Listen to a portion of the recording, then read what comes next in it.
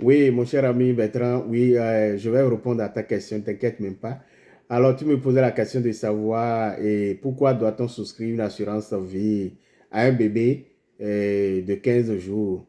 Oui, je sais que souscrire une assurance à un bébé dès ses 15 jours de vie sur Terre peut sembler surprenant, mais cela répond à des objectifs spécifiques liés à une protection financière à l'avenir. Tu comprends? Alors, voici quelques raisons pour lesquelles cela peut être surprenant.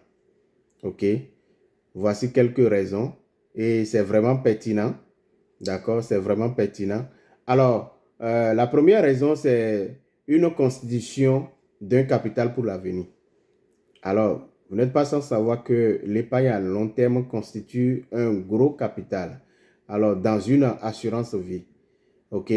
Alors, une assurance vie peut servir à constituer un capital pour être utilisé à des fins utiles, à savoir peut-être pour les études de cet enfant, ou bien à l'achat d'une maison, ou bien à d'autres projets futurs pour cet enfant ou bien ce bébé une fois rendu à l'âge adulte.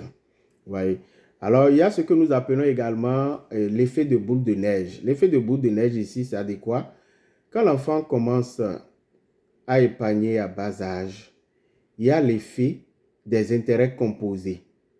L'intérêt composé permet de maximiser le rendement sur le long terme. Alors, c'est vraiment une bonne chose. Aussi, il y a la prévoyance financière pour la famille. Ça, c'est la deuxième raison, la prévoyance financière pour la famille. Parce que il faut comprendre qu'un souscripteur, un parent, parce que l'assurance vie pour enfant, pour bébé, là, il faut comprendre que c'est le parent qui est le propriétaire et l'enfant est l'assuré. Alors, le parent souscripteur peut décéder. Alors, cette assurance peut, je dis bien peut, constituer une source de revenus pour cet enfant. Cette assurance cet enfant peut bénéficier d'une somme d'argent pour subvenir à ses besoins futurs. Vous voyez, donc, c'est vraiment important de le savoir. Alors, il y a aussi les frais funéraires. Ça, c'est des cas très, très rares. C'est des cas rares qu'on ne rencontre pas comme ça parce qu'un enfant pour qui vous avez souscrit cette assurance-là, l'enfant peut décéder. Ouais. Le décès peut arriver à tout le monde, hein. L'enfant peut décéder. Alors, vous, vous n'allez pas souffrir pour avoir les frais funéraires, pour pouvoir faire les funérailles de cet enfant-là. Bon, c'est des cas très rares, des cas extrêmes. Alors, bon, c'est des cas qu'on ne souhaite même pas, tu vois. Alors, il y a les avantages. Un avantage fiscal, par exemple, produits d'assurance. C'est que les produits d'assurance bénéficient souvent des avantages au niveau de la fiscalité. Alors, c'est aussi bon de souscrire à cette assurance vie pour ce bébé-là.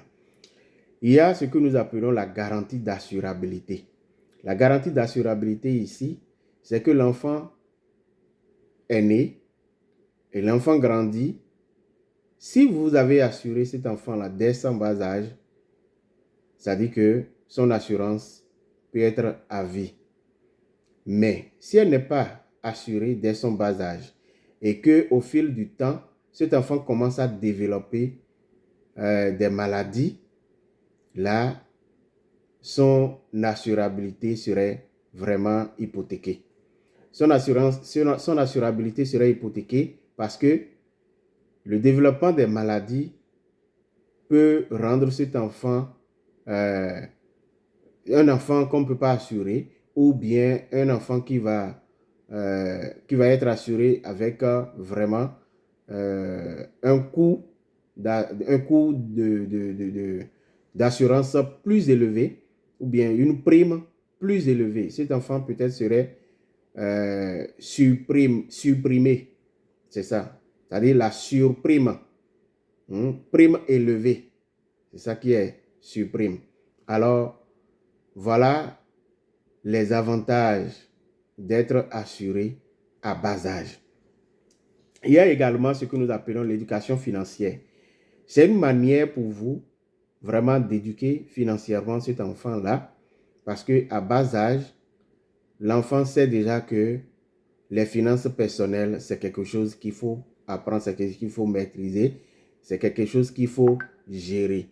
Et déjà, à l'âge de 18 ans, par exemple, vous pouvez donner ce plan-là d'assurance, ce plan financier dans lequel il y a de l'assurance et de l'investissement que vous avez souscrit à cet enfant-là depuis son bas âge, depuis ses 15 jours de vie sur Terre.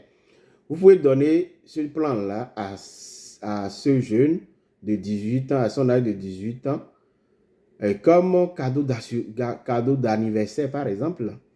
Comme cadeau d'anniversaire. Et là, cet enfant va vous bénir.